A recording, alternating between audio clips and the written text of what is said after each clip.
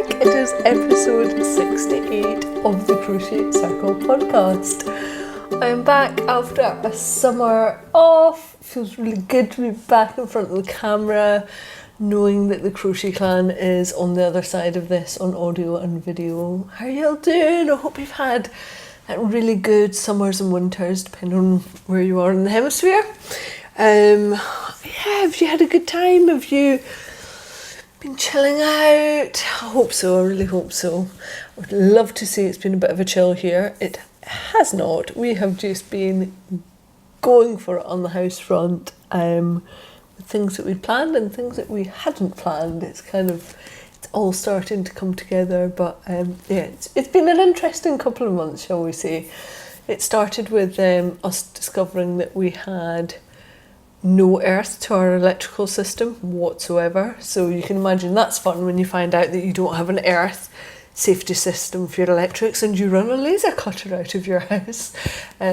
So that took a bit of ingenuity to sort out. And then the week after we discovered that we had a massive gas leak. So we had to quickly sort that out. But we got there, and it meant I got my new gas hob in more quickly than expected, and we did the kitchen more quickly than expected because we got the gas hob. So it's all good. But it's been a summer of DIY and bits and pieces of crafting as well. It's just been really nice to kind of step back and reassess things a little. So I hope you're all really well. It's really nice to be back here and be with you all again.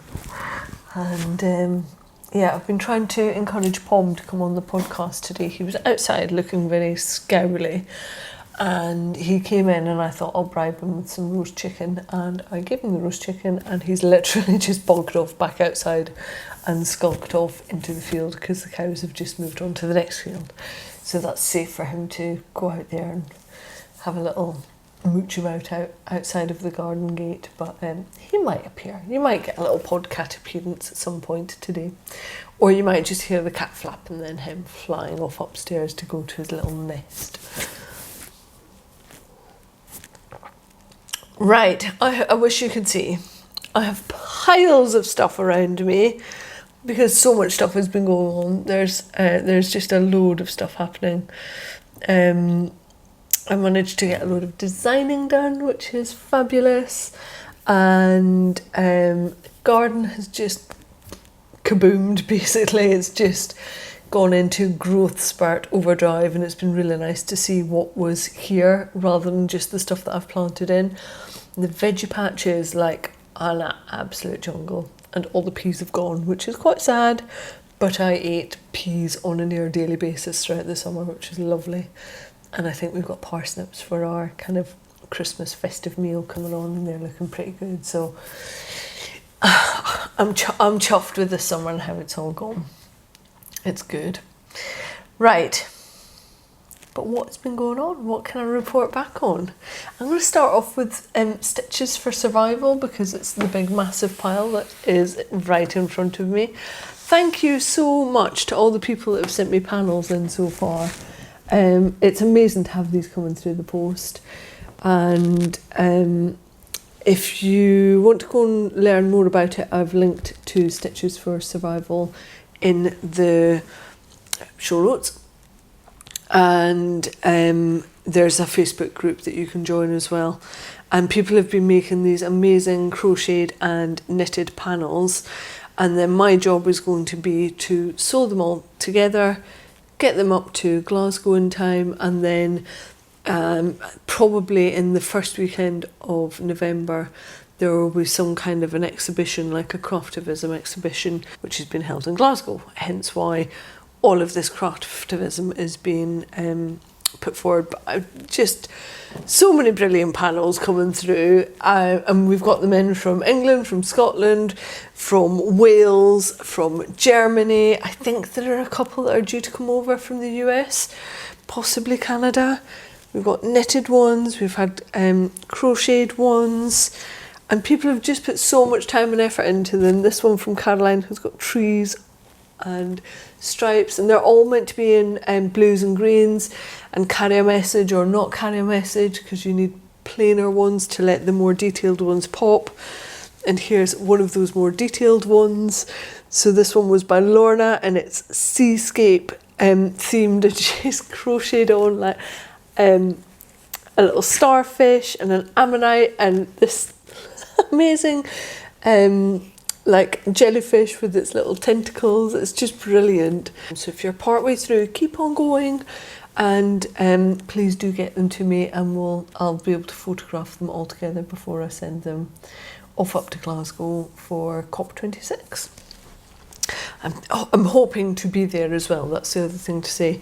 If my diary aligns, I'm hoping to actually be up there in November for whatever it is that we do for the craftivism bit of it, and I would love to be there holding up your panels, showing them off. So thank you.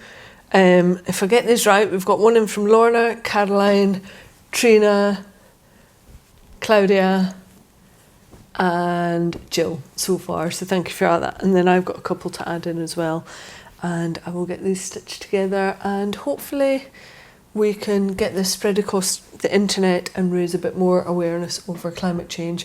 I know that lots of people that have been doing panels locally have been hosting events, talking to people about climate change, and hopefully really making an impact to their local community and getting people talking about the environment and climate change specifically. So it's been a really worthwhile thing to be involved in, and I've loved it. And I know people like Tamara, who's now based in Bristol, has been going all out. Her local group, I think, are up to about their 40th panel that they've created. They're hammering it, and they're doing amazing. They're doing loads of local events, getting out there, talking to the public. So as much as it's like about the big craftivism piece in Glasgow, it's actually just as much about talking about the environment, talking about climate change. So it's been really nice to be part of this. It feels like a worthy thing to be part of. And these beautiful blanket squares afterwards are going to be exactly that. They're going to be stitched together, and we already have a number of kind of refugee organisations that are interested in taking 4 squares pulled together to make blankets. So they're all going out for reuse afterwards, which is great. So nothing will be wasted. So like I say, message me if you have a partial panel or you think you're going to be able to knock one out the park before the end of September, and get it over to me, and then I can get them up to Glasgow. So proud of what you're all doing. It's just amazing. I love that I can do a call to action, and I love that some of you kind of step up to the plate and want to be able to support that, and that's really nice. So thank you for that. Right. Some of you may have noticed, and I'm hoping that it's really obvious on audio, I am sporting a new lavalier microphone. I just got this in and I tested it the other day out literally in a field with my niece Darcy, and it seemed to work really well, and I think it's hopefully going to make the audio a little bit crisper. So we have got new visual for you that's been going on for the last few months, and hopefully the audio is now up to scratch as well. So I'm hoping that I've now nailed like the sound and the visual quality for the podcast for the next couple of years. But it's like an ever evolving thing. You're always trying to make things better, use better kit. So hopefully, my fingers are crossed, hopefully that's exactly what you're getting out of this.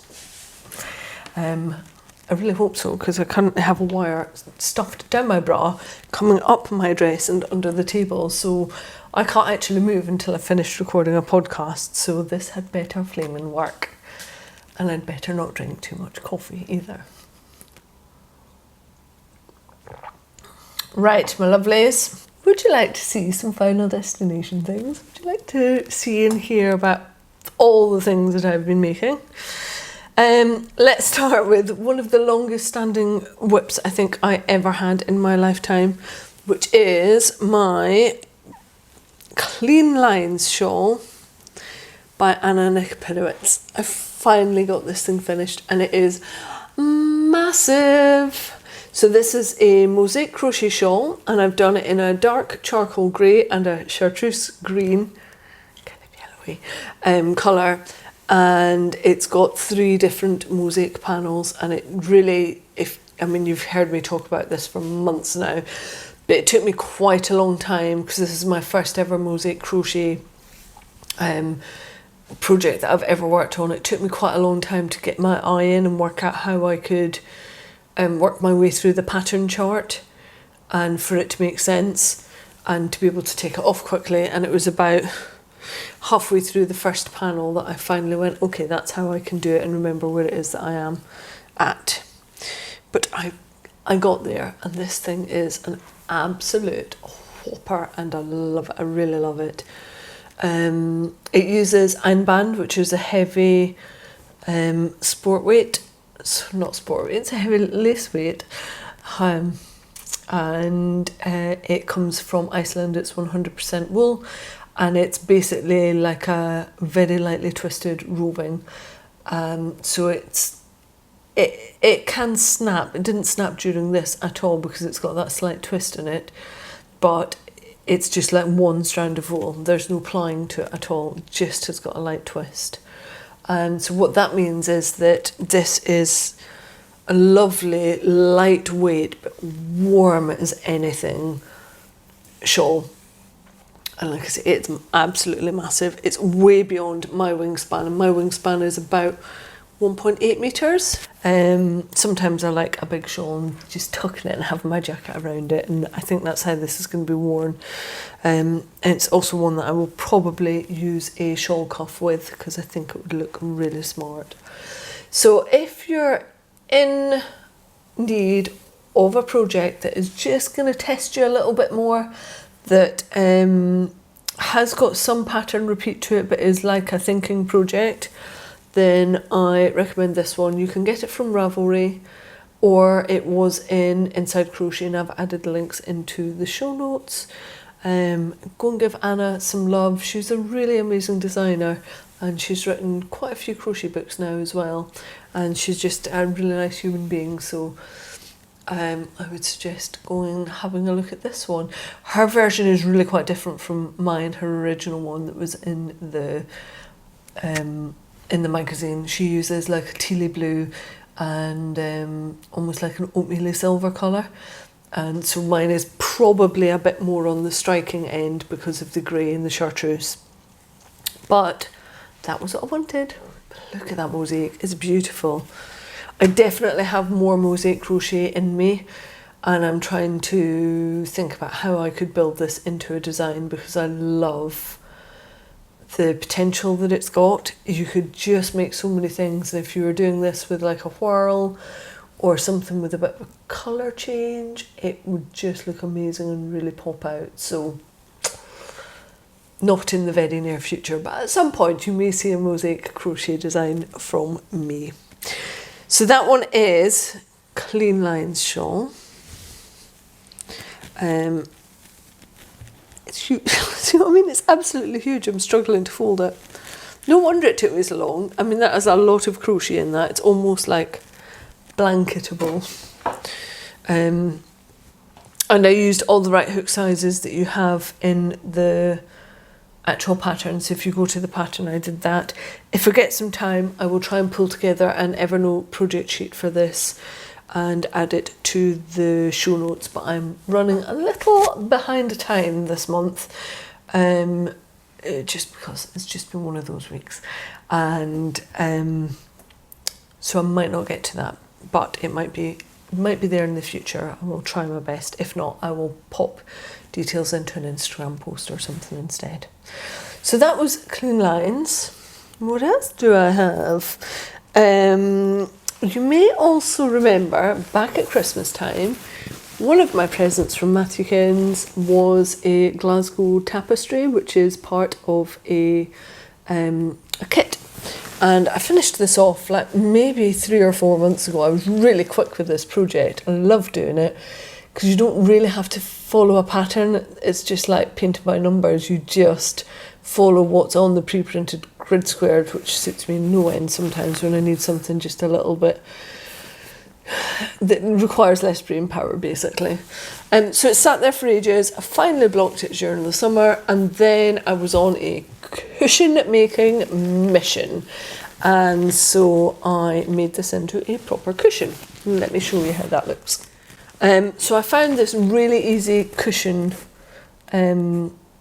pattern on YouTube. Actually, it's a video tutorial, and I'll link to that in case you want a really easy cushion tutorial. I found it really simple to use. So it's just like a slip, and I've used this lovely tealy blue velvet, which is pretty much the same colour as my kitchen, because all things need to be blue at the moment. And before I made up the slip, I basically cut out the square with the seam allowance, sewed in the tapestry, and then made it up into the cushion piece itself. And it's a little bit squiffy. It's maybe about 1/2 centimetre out. I don't care. One of the reasons I love and adore Glasgow, it is my favourite city in Scotland, is because Glasgow is a bit squiffy. It's not pretentious. It doesn't pretend to be something that it's not. It's the most down-to-earth city I think I've ever... It's a bit like Seattle for me. Like, Seattle and Glasgow have got that same sense of humour about them. They don't take themselves too seriously. So the fact that my cushion came out a bit squiffy, and it's a Glasgow cushion, actually really suits like the context of Glasgow. That's what I love about Glasgow. So I'm so pleased with this, and this goes on my rocking chair. This is my rocking chair cushion. Matthew has got his TARDIS one, which I know you all love and adore because I always get comments on it. And so we both have our own little handmade cushions for the house. Love this. And this is, the tapestry kit is 100% British wool that you use for it, so the quality is really nice. So that got made, and then I also made 50 million other cushions because I had a load of Harris tweed left over from when I had the rocking chairs reupholstered, and I don't want to buy cushions when I can make cushions, so I made loads of these in the Harris tweed and also in the same teal velvet. So it's starting to look really good in here. I have to say, we've got an L shape, which is I'm sat in the dining area, then we've got the kitchen, then we've got the lounge area down there, and it's all open plan. So I've got the same colour of blue that runs right the way through, and I'm trying to stick to the same kind of materials as well, and it's starting to pull together. Weekend before last, I sanded down all the oak worktops and I redid them. This weekend, I've just retiled all of the kitchen. That was fun. That took me 2.5 days because, you know, I've got quite a precise nature and every tile had to be perfectly lined up. But I'll show you that next time because I haven't grouted it and I want to show you it in its full glory, looking resplendent. But our kitchen looks so different now. It now looks like our kitchen, like the kind of place that we would choose. So like I say, these the cushion I'll link to, because if you're new to machine sewing and you are looking for more cushions and you've got scrap fabric, honestly this is one of the easiest, quickest projects you could do to get to know your sewing machine, and it doesn't take very long, and at the end of it you actually have something useful that looks good, that is washable, and most importantly does not require a zip, because I just think life is maybe a bit too short for zips. I hate sewing zips, really hate it. So yeah, 50 bazillion cushions have been made by me this summer. Matthew just kept on seeing them coming out of the sewing machine. He was like, do we actually need more cushions? I'm like, yes, we need more cushions. And then another one come out and he's like, can we just stop now, because all I have to do is move them every time I sit down. I'm like, that's the point of a cushion. They're decorative until you need to sit down or you need a snooze, in which case they're useful then. But yeah, he just cannot believe how many cushions we have to have in one house. So my next finished object is actually a Positivity spiral cowl, and I'm fairly sure that I've showed you this like part way through, maybe not as an en route, but it's using the most amazing yarn, which is by Blue Sky Alpacas, and it is a mix that is 50% mulberry silk, 50% baby alpaca, and I got this when I was over in Munich at a lovely wool shop called De Mercerie. Really beautiful shop. If you're ever in Munich, definitely go to De Mercerie and check them out. And if I have shown you this, then I showed you it when I'd just done it with 50 grams of it so far, and I had 2 skeins and I couldn't think what else I was going to do with the second skein, so I actually just added it to this and created a deeper cowl. So this is 100 grams and it is just luxurious. I absolutely like this. Probably sounds a bit big-headed, blowing my own trumpet, because this is my own design, but I love this design. I love doing it. I've made it so many times and you'll all love it. This is my best-selling pattern by a long chalk. If ever I hear my email ping with a pattern sale, I can, every time I go, that'll be a positivity spiral. So I've made it just deep enough that it fits over my head. I cannot tell you how warm this is and how luxurious it feels. It's just, it's so nice and soft. It's beautiful.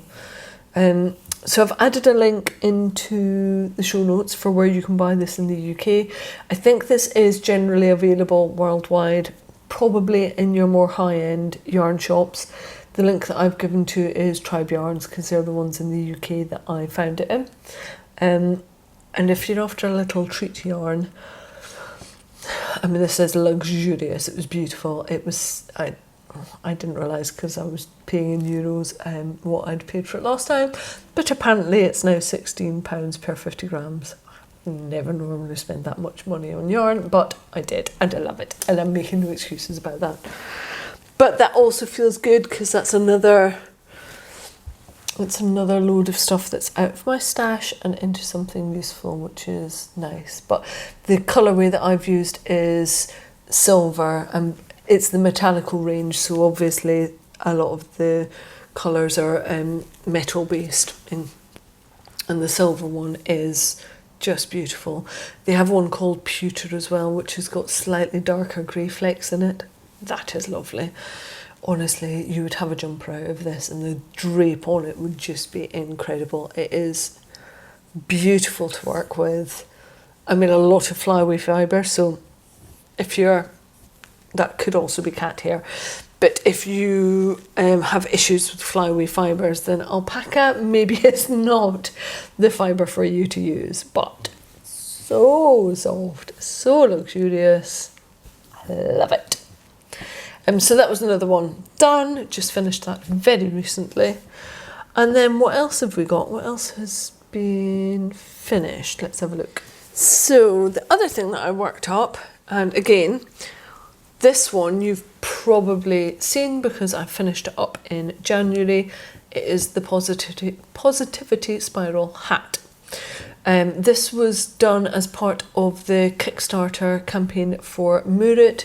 So if you were part of the upper end of the reward scheme for the Kickstarter, then you, I think, get a skein of River Knits yarn and this hat pattern. But me being me, I didn't want to just do it in one weight of yarn, so I also worked it up in sport weight yarn, which is generally about 333 meters per 100 grams, and this took a little while to work out. Like, I spent, I can't tell you, a disproportionate amount of my summer working on this hat. Some patterns just flow off your hook and they're so easy and they just work first time round and they're amazing.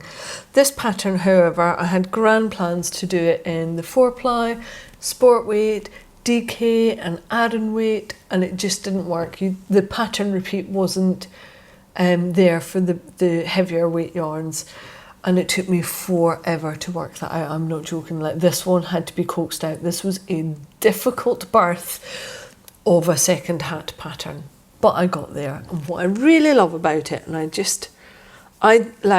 show you the beanie first. I quite like a beanie on me. I suit a beanie. I like it. It suits my head shape. That's what I tend to wear, and I don't really find other hat designs and styles that suit me until I made a tam hat style. So a tam hat is like a traditional Scottish style where it sits on your head, goes to the back, and then it scoots to one side.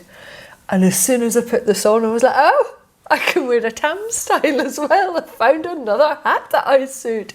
Yay! And so basically, the pattern now gives you the sizes that you need for a beanie hat and also for a tam style hat. And I love it. Finally, after my very difficult birth with it, I finally got it all edited up and off to Alison for the Kickstarter. So if you were one of those supporters for the Mura Kickstarter, that is making its way to you shortly. And then as soon as I know that's gone out to the Kickstarter folk, I will get this hat out on general published release, available for purchasing. But the pattern, the one pattern comes with beanie style hat and the tam style. And I will put photos up in the show notes of both hats being worn, so you can see them on both me and also on my niece Darcy, because she came and did some modelling for me, because she's a good egg. And yeah, so that was like another finished object, but like disproportionate amount of time spent on this. I have a few friends that I was like pinging messages back to on WhatsApp, you know who you are, in sheer frustration because I just could not get this to work. And I don't know, I think I was having like a mini tizzy fit. Honestly, my brain just was not computing. It is more than possible that I just had too much else going on with the house and bits and pieces, and there were just too many things vying for my attention. But what should have been a really simple design just totally knocked me for six. And then I woke up one morning and my brain just went ding, this is how it will work, this is what you need to do. But honestly, up to that point, I think I'd spent about 3.5 days trying to work out how I could make this hat work, and the solution was, I cannot tell you how simple the solution was, but days had been wasted to get to that point. My brain just wasn't, things were not aligning in my brain, everything was just firing all over the place. And then finally it came to me and I was like, oh, that's so simple. Why did I not just take a break, put it to one side and come back to it later? And I would like to say that was a lesson learned, but I know I'll do it again because I just keep on thinking I need to push forward. What I should have done is probably gone and lain down in our darkened room and given myself space, but never mind. So I have one more finished object to share with you, the one I finished a couple of months ago, but because the sneaky peeks are out, I can finally share with you my design that I did for issue 1 of Mura magazine. I designed a skirt which is called Laminaria, and it uses 3 heathered shades of Jamison's double knitting wool, which is a Shetland wool. And when I say Shetland, I mean it's grown and spun in Shetland, and also it is from Shetland sheep breed. So this is a very Scottish thing, and the design was based on the seaweed fronds and the colours of beaches on the west coast of Scotland, because these are the colours of the beaches on the west coast of Scotland. So there's a dark navy blue with flecks of like a French blue in it, and that is a colour called Cosmos, which is 1340, colour number 1340, and these come in at 75 metres per 25 grams. So although they're down as a double knitting, actually that gives you 300 metres per 100 grams, so it's kind of more like a sport weight. The next one down is called Rosewood, and this is just so beautiful.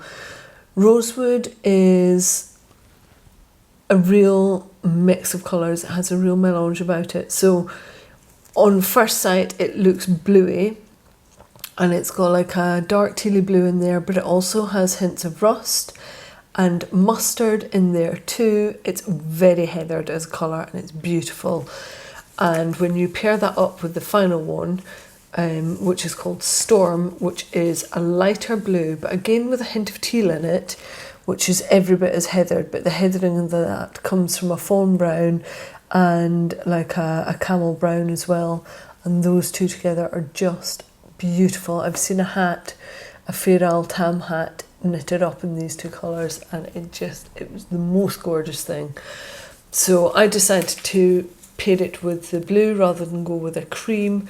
And so Laminaria is a striped skirt with crochet rib at the top, and it's designed to be a pencil skirt, so the sizing is done to fit at the waist, at the hips, and underneath your bum and to pull in. Quite often with knitted and crocheted skirts, you don't get as much shaping coming in through the hips, and that wasn't what I wanted for Laminaria. I wanted it to be really quite fitted and to pull in and to be figure hugging. So yeah, because that's how I like to wear my skirts. And I'm not a big fan of A-line as a skirt form. It doesn't suit me, and I just prefer something that's a bit more figure hugging. So that's why I made Laminaria that way. And I really enjoyed working with this wool. It was a lot of work, I have to say. Like, garments are a lot of work to design, the sizing of them. So I have like a newfound appreciation for designers that go for 10 sizes, that really go to be size inclusive. It's so much work to be able to do that. And the designers that are doing it, yeah, it's a lot to be able to get there and to be accurate with it as well. Hopefully, and all of the garments in Murit are over 10 sizes. So it promises to be a really good publication, and hopefully you've all seen all the little sneak peeks of it now and you've seen what's going on. How exciting is it? It's looking so good. I'm very, very pleased about it. Yeah, so that is Laminaria, my first real crocheted garment. I think I've got more in me, but maybe in a little while. I just need some easy designs for a little while. I need my brain to not have to be too taxed. I think that's it for finished objects. I mean, that was quite a lot. I have had that is 2 months worth, so that's why, but that's a lot of finished objects.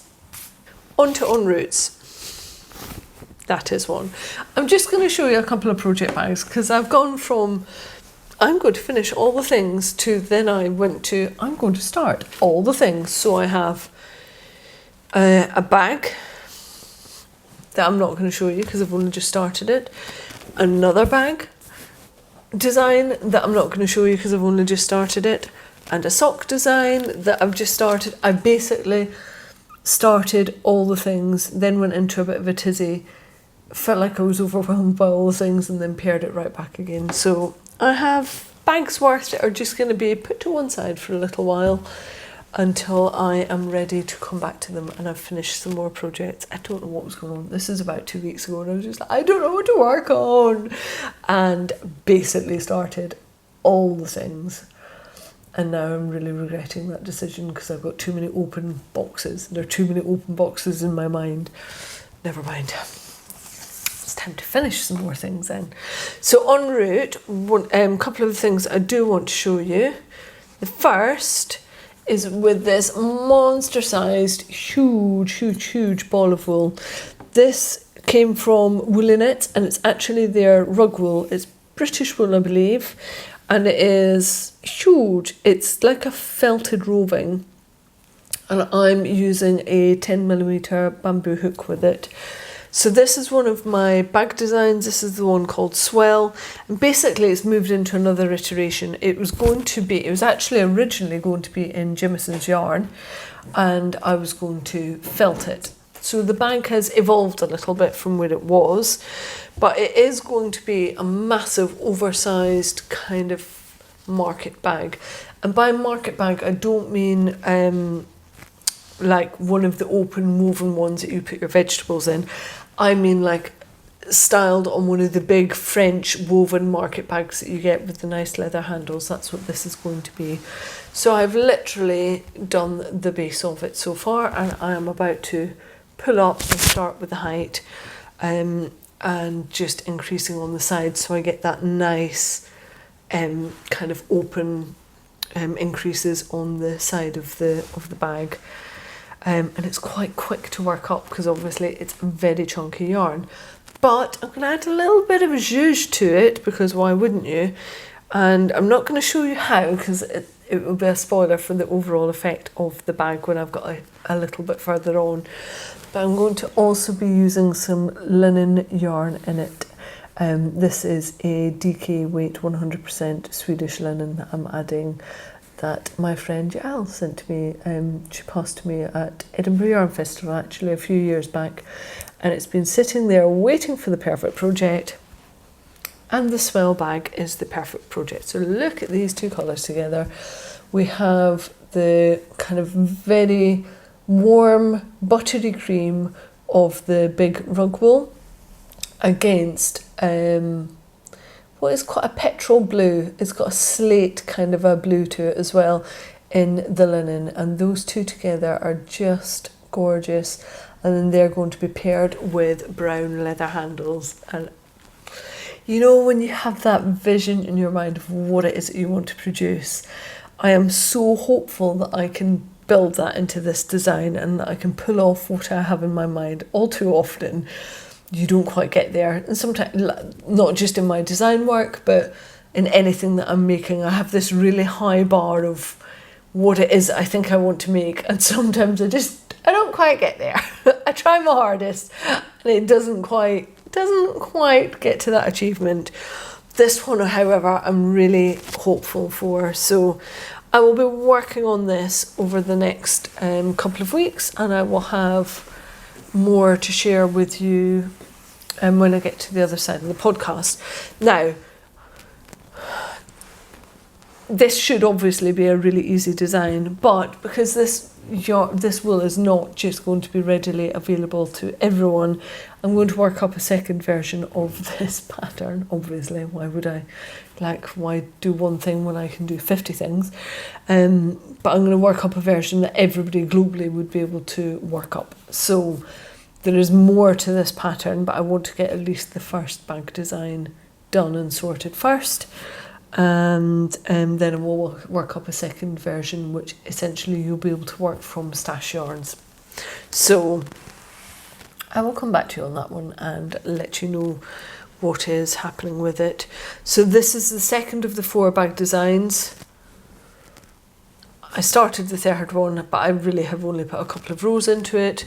The first one is done. I have lined them, and I'm going to show them to you next month, because hopefully I will have them actually ready to publish. They'll be tech edited by that point. So bag designs are coming down the line. We're getting there. That's thing number 1. As I record, it is Wednesday. It's my dad's birthday tomorrow. Last year on my dad's birthday, I promised him a jumper. He does not have that jumper. And so come his birthday tomorrow, he still doesn't have a jumper, but I have finally swatched for it for him to basically be able to make it for him. I'm seeing him in 2 weeks' time, and he's very specific. I don't think he really understands the whole handmade thing. He's very specific about how he wants it to fit on his chest and how tight he wants the collar to be, and wah wah wah wah wah wah, I want this, I want that, I want this, and I'm like sat there thinking that's called shop bought. But whatever, I will try and please him and his many needs for a jumper.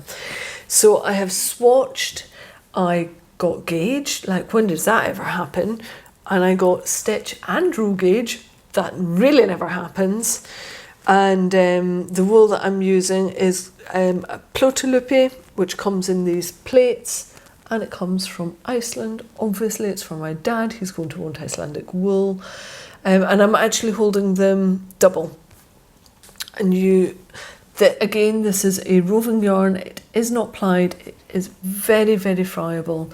So it just literally comes apart in your hands if you pull it, because that's what roving is basically. It's unplied, it's wool that has just been lined up together. So by me adding 2 of these and I'm knitting with them 2 strands at a time, I'm not putting any twist on it because I don't need to, but there's a lot more strength there already, which means I know that I'm going to be able to create him a warmer, woolier, longer lasting jumper. I have a jumper that I knitted myself with a single strand of this, and it's very light and very warm. But I also know that my dad, when he goes to watch Liverpool play at Anfield, and when he goes to Iceland, he wants to be able to wear these jumpers so that he doesn't have a jacket on top as well, so he can minimise the layers, and he can be cool when he wants to be cool and hot when he wants to be hot. And it really frustrates him when he has to put on a coat to get out of the car to go and quickly go and do something when he's doing a bit of sightseeing or just nipping in and out to the garage or to go and get food. And these jumpers allow him to just keep one jumper on, keep 2 layers on basically, and get in and out of the car, and that's why he loves his Icelandic jumpers. So the one that I'm making for him is in a mid-blue colour, slightly heathered with bits of grey and a dark grey in there. And he's going to love it because I'm going to make sure he loves it. So my plan is to quickly fire up some of this jumper, get it down to the yoke before I see him in a couple of weeks' time, and then I can test it on the fussy little git and make sure it's going to be right for him before I go any further with the jumper. So my en route so far is a gauge swatch, but I'm going to be able to fire through that quite quickly and make sure that he's happy. I mean, I don't know if that's the way that you can apply it, but he is off to Iceland again for the first time in 2 years. The last time he was there was when he and I were both there, and it will have been 2 years. He's back there in November. So my plan is, like, it's a DK weight jumper, I should be able to fire through that quite quickly. If all goes well and he agrees with the sizing that I've given him, then I might be able to send him a jumper ready for his next trip to Iceland. And then I'm never making birthday things again. I don't know how you all do it. People that make Christmas presents and birthday presents for people all year long, you're better than me. I think this is the last one I'm signing up to. Or, as I told my dad, jumpers are a 2-year thing. Year 1 I buy the yarn. Year 2 I will have made you the thing by. Obviously I've broken that rule already, but he's happy to wait. We're on to quick news beats. The next Global Hookup is going to be on Saturday the 18th of September at 8 p.m. and Sunday the 19th of September at 9 a.m. It's on Zoom as usual. All the details are in the show notes, and I will also pop them up into Mighty Networks too. The next thing to say is that Alison at Murit Magazine is hosting a launch party on the 30th of September. She's just announced it on Instagram today. It's going to be at 6:30 British summertime, and I don't know exactly what she's got planned for it other than it's going to be on Zoom. You can sign up for tickets on Eventbrite now. They're free. It's just so she can get an idea of numbers basically, so we can make sure that the Zoom account has got enough entrance on it to make it work. So that's 30th of September at 6:30, and I suspect she might have all the samples there to be able to show off, possibly. But yeah, come along to the launch party, come and see what she's up to. I will be there. Looking forward to it, and I will pop the link to all of the bits and pieces that she's given up on Instagram so far, so you can go straight to there. But really helpful to do it through Eventbrite so that she has an idea of numbers basically. And I am going to a yarn show. I'm actually going to 2. If anybody's going, I will be at Sweater Weather in 2 weeks' time, just under 2 weeks' time, which is based in Farnham. It's a new yarn show. It's run by the same people that do Unravel at Farnham Maltings. They're now doing a second one within the year. and it's going to be on the Friday and the Saturday, which I think is the 10th and 11th. I mean, don't quote me on that. Me and dates, we're not good partners. So I will be there on the Saturday. Lovely to see any of you if you're planning to be there. And I'm also going to the Yarn Deal on the Sunday. Normally I would be there for the whole weekend, but the bunch of us that usually go have decided that it's not the year and we're better off just dipping in and out for the day and just making a more chilled event, basically. So that's what we're up to. Normally I would be vending at some of these places, but one of the decisions that I took during the pandemic, or at least I was thinking about during the pandemic, and I used my time out in the summer to really cement, is that I'm not going to vend at shows anymore. I really love doing them, but I was doing kind of 10 to 13 in a year, and it's like it's a week's lead up to do a yarn show, and then it's like a week's come down from it. So if I was doing 13 in a year, it's 2 weeks out of my working life. So that's basically half of my working year taken up with shows. And whilst I love doing them, and it was a great way of getting the business name out there, I mean, that's a lot of my time taken up getting out there to shows, and maybe my time could be better spent actually getting more designs out, pulling more products together, rather than being on this hamster wheel of yarn shows. So what that also does is it frees me up to actually be at the yarn shows, which for me is that's a battery and a creative top up, which you don't, when you vend at yarn shows, you don't really get the chance to go out and have a look because everything is so rushed and it is absolutely shattering. And so I've decided that focusing on things that top my creative and energy batteries up are going to be much better for me in the long run than focusing on things that deplete my batteries. And that's going to be quite a big thing for me this year, is do the things that really matter to you rather than the things that you think you should be doing. So that is what I'm up to. And the other thing that I've been trying to do this summer is get ahead of the curve with my designs. So I'm really trying to get ahead of the seasonal curve and have a number of designs that are ready to go out so that I don't feel like I'm always behind, which is how I permanently feel about my creative output and also about the way that I get designs out there. So I'm trying to get to a point where I'm kind of 3 to 6 months ready in advance of where the season is coming to. I'm almost there as well. So what I'm hoping is that I'll always have this like creative output banked up, ready to go out, and I'm not putting as much pressure on myself. We'll see if it works, but that's one of the things that I've really been beavering away at this summer, is just trying to get designs banked up so that I've got stuff ready to go right the way through to the end of this year, and I can do more design work. And part of that is, if I'm not doing yarn shows, that's more design work, more stuff on social media, more stuff just actually being present for a wider audience, potentially more stuff for the podcast, more stuff for a new little idea that it's not even an idea anymore, it's happening, something else that I'm working on that I will be able to tell you about shortly. It just frees up my time to do things a little bit differently and be more creative, which is what I'm here for.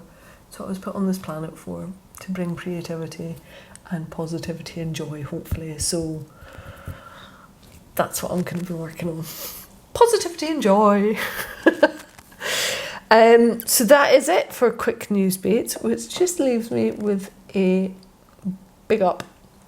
If you go to the show notes, or if you see the front cover on the podcast, you will see that I have been using somebody as a model for my latest loads of designs. That model is my niece Darcy, and I've always modelled my own designs, or I've put them on my mannequin Claude, and I've loved that. But it stops me from getting the photos that I really want because I'm trying to do too many things. And if I'm in the photo, I'm really self-conscious about my face, about how my body looks, about what I'm doing. And I realised that if I'm behind the camera, I have more creative control, so long as I'm working with somebody that will do what I ask of them, politely obviously, but I can have fun with them, and that is my niece Darcy. And what it also means is I can still take photos of me in items, but I can show greater diversity in body shapes and ages by using Darcy as a model as well. So between the two of us, we are hopefully showing my designs off and how they can be used by different types of people, basically. Which is lovely. It was an absolutely delight to work with Darcy. We went tramping off into the cornfields together last week. She spent maybe 5 hours with me taking photos of her walking about, just testing things, coming back, making sure the light was right, testing out different camera equipment, different lenses, all sorts of stuff, taking little videos. So we've got potential for Instagram reels and to show things off differently. And she was just an absolute superstar. And we have a lot of fun when we go out and do things. And I think that comes across in the photos. Like, we're both quite daft people, and the daftness levels were going up and up and up. I had her jumping off tree trunks and all sorts, and we just had a lot of fun. And like, she's beautiful. Darcy is naturally good looking, and I love that she doesn't wear loads of makeup, and she just shines through in the photos. So I feel really proud that my little Darcy Doo is signed up to be my model. And we spoke about diversity, body diversity, racial diversity, and we had that conversation. And she's very happy to be my model, and for me to be able to show her off in my designs as she moves through her 20s. She literally just turned 20 last month, month before. And she's like, yeah, I'd love to be able to do that. And then if I have babies, you will have to design lots of baby things. And I was like, okay, that's fine, we can do that. But she's signed on to keep on modelling for me. So hopefully I'll be able to show her moving through her 20s and keep on taking photos of Darcy, doing bits and pieces for me, with me as well, moving through my mid-40s. So yeah, that's my big up to little Darcy. She just stormed it. She is not a professional model, but because of our relationship and the way that I can direct her, and she'll try different things, it was just really easy and lovely, and I got the shots that I dreamed of, which is, that's all I could hope for. It goes back to what I was saying earlier. I have this like really high bar of where I want my stuff to be, and it doesn't always get there. And by me being able to just concentrate on the photography and get Darcy to do bits and pieces, I feel like I'm getting there. I was really proud of the shots that we got out. So yeah, right, lovelies, I think I am done. It's been lovely to spend some time with you. I hope you're all well and continue to be. I will be back on the 1st of October, so it's going to be quite a quick turnaround this time. 1st of October for the next podcast. This may or may not appear on IGTV as well. I'm going to test that out. If it doesn't, it doesn't. It's not going to be on there. And if it does, it will be there. I'm just trying to find a way of reaching more people and making it easier, because I know some people would prefer to watch this on IGTV than YouTube. So I'm going to test that theory out. I may or may not be seeing you on Instagram TV. We shall see. Right, until next month, have an amazing September, and I will see you soon. Bye bye. Obviously I'm waving. Bye bye.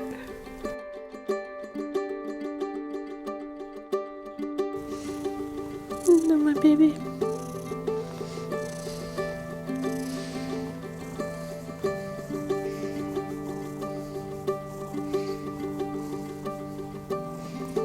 Hello, little swisher. Oh, you look like a sad sack. What is your problem, little boy? Come say hello. Hello, baby.